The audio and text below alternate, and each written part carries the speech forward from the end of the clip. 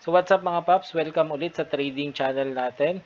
Today is August 24, 2025, Sunday, no? So another trade, another recap ulit tayo. And for this video, gagawa natin ng recap tong trade natin kay BTC kanina.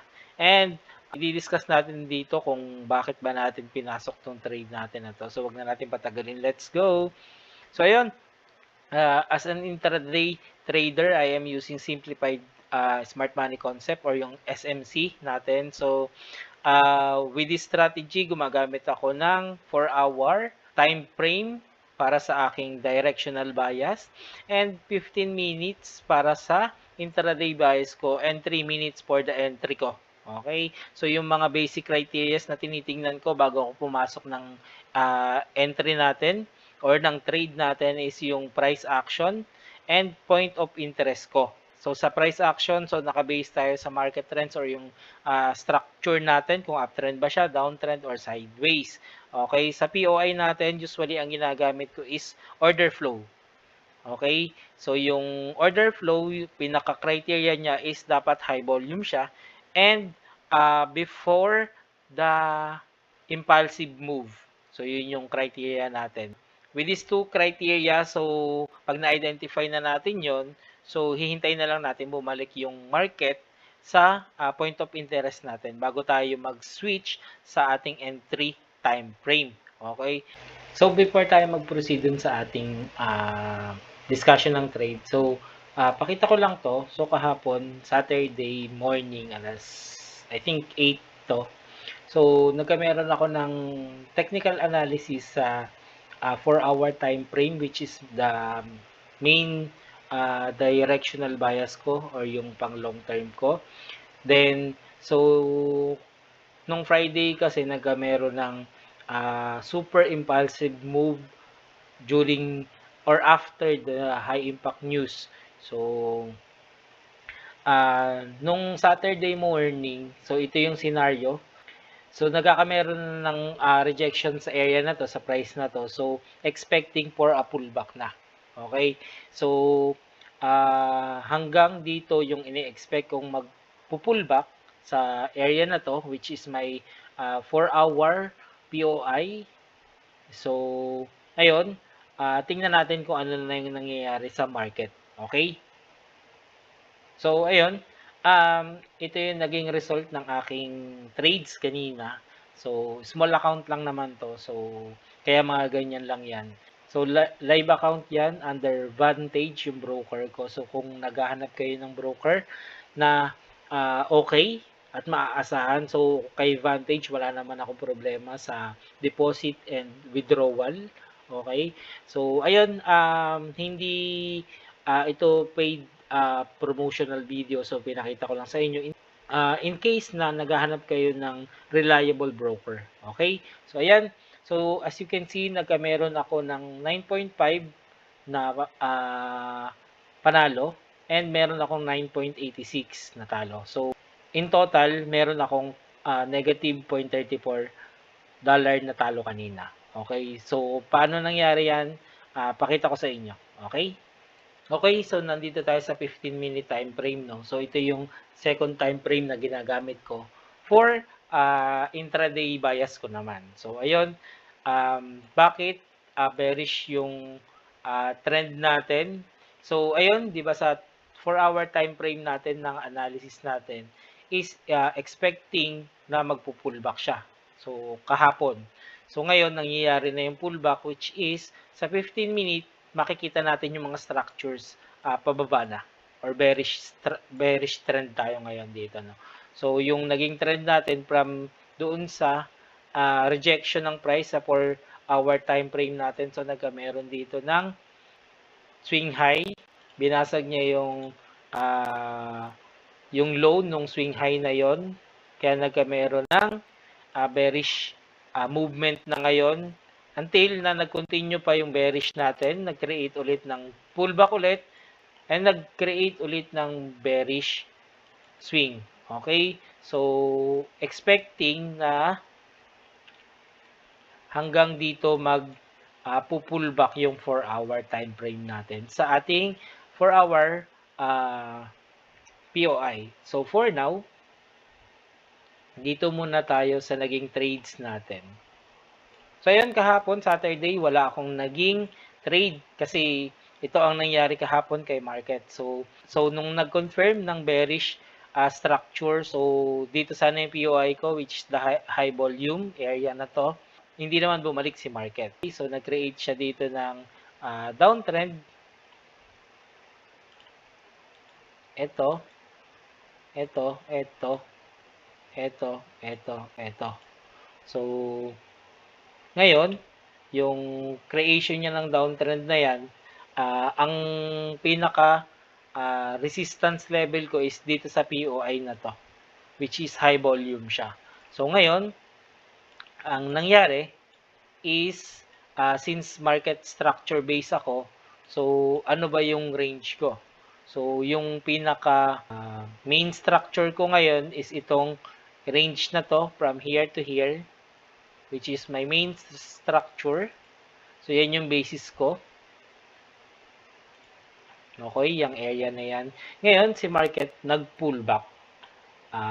Nag-create ng internal structure sa main structures ko. Which is, ang nangyari is, yung creation niya ng structure is from here. So, nag-reverse si market uptrend para i-facilitate yung pullback. Okay? So, ganito yung nangyaring market structures na break tong high na to. So, nagkameron ng boss. Tapos, nag-pullback ulit si market. Kinuha tong area ng liquidity dito. Kaya ito ay yung sunod na break niya is break of structure. Yung break niya dito sa high na to. Okay? Ngayon,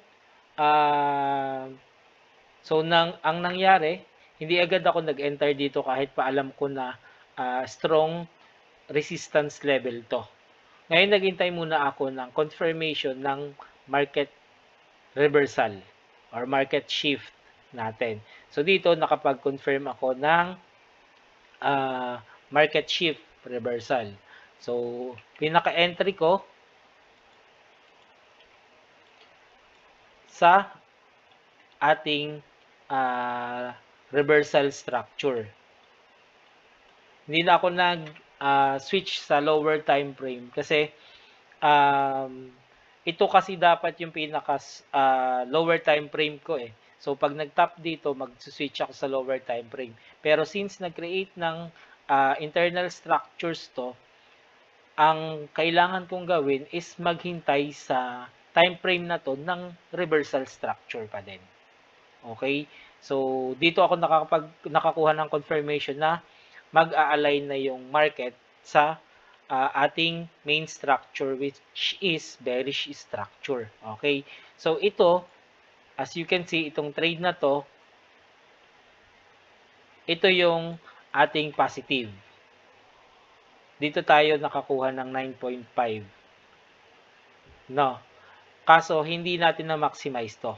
So, ang nangyari kasi dito, nung nakita ko na may rejection na dito sa area nito, nag-adjust na ako. Kasi ang tagal nung movement ng price action niya eh.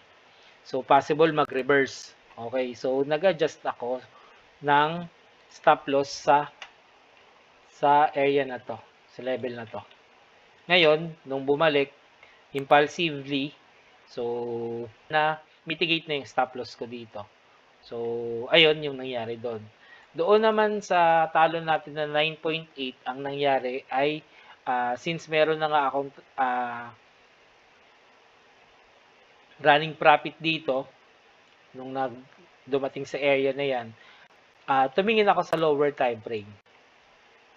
Ang nangyari sa lower time frame is, so, dito, so, since 15 minute yung kanina, ito ay 3 minutes. So, sa lower time frame ko, nakakita ako ng after mag-touch sa POI natin sa 15 minute na market structure shift na area. So, nagkameron siya ng validation. So, nirespect niya yung area na yon. Ngayon, nakita ko pagdating sa area nito, itong area na to, high volume kasi ito ng lower time frame nung sa swing na to. So, high volume to. So, as you can see, nag-react nung bumaba. Nag-react dito si market.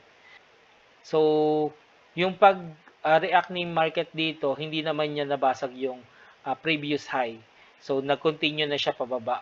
So, ngayon, itong structure na to, since high volume nga siya, ginawa ko siyang POI after makakuha ng lower time frame choke dito sa area na to. Itong area na to is lower time frame na choke na yan. So, to enter sa lower time frame, dito ako mag-e-enter sana. Kaso, hindi binalikan ni market itong area na to. So, hindi na mitigate yung limit ko dyan. So, kinancel ko. Ngayon, ang nangyari dito is, since kumuha na ng liquidity to, area na to, and bumaba na si market na break na to, nagkameron na ng bagong break of structure sa lower time frame. Dito ako ngayon nag-entry. Limit, no? So ngayon, dapat pala dito may high volume area dito sa area na to. And as you can see, nag-react dyan si market. Okay? So ngayon, hindi nag-succeed yung entry ko dito.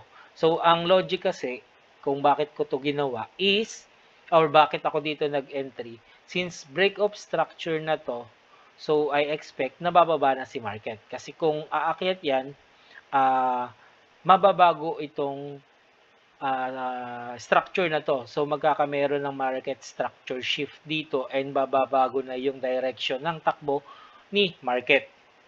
However, ang ginawa ni market, hindi siya nag-candle closer dito. Sinwip lang niya yung mga stop losses or yung minitigate niya lang yung mga pending orders dito and in-stop loss niya. Okay? Usually kasi nandito yung mga stop loss sa area na yan. So, liquidity point kasi yan. So, ang ginawa ni market, sinwip itong area na to. So, nakasama ako doon sa na-sweep na yon. So, yun yung talo natin na 9.8. Okay? So, ngayon, bumaba na siya. So, hanggang doon lang yung naging trade natin. Hanggang, unti-unti, kinaya niya ng ibaba up to doon sa target price ng ating 15-minute na entry, which is, BE lang naman tayo doon and hindi natin na-maximize yung profit doon. Okay? So, ganun ako mag-trade. So, ganun nagwo-work yung strategy ko. Though, may kasama talaga ang losses sa trading. So, hindi maiiwasan yan. So, yung sa akin lang naman is nakakita ko ng potential dito. Pwede kong pasukin kasi same naman siya sa bias ko. Okay? So, kaya kinuha ko yung, kaya pinasok ko tong trade na to. Okay? So, ayun lang. I think, yun lang naman yung composition ng trade natin ngayon. Though, basically, wala tayong profit, pero ito yung isa sa proof natin na yung strategy natin is working naman. Okay? So, ayun. Until next video mga paps. So, yun lang for this video. And para maging updated ka sa mga future uploads natin about trade recaps, tips, especially kung same tayo ng strategy, sharing insights and experience about sa trading, don't forget to hit the like button, share and subscribe. At kung may comment ka, lapag mo na din. Hopefully maging successful tayo sa industry na to. Always remember that plan your trade and trade your plan. Salamat!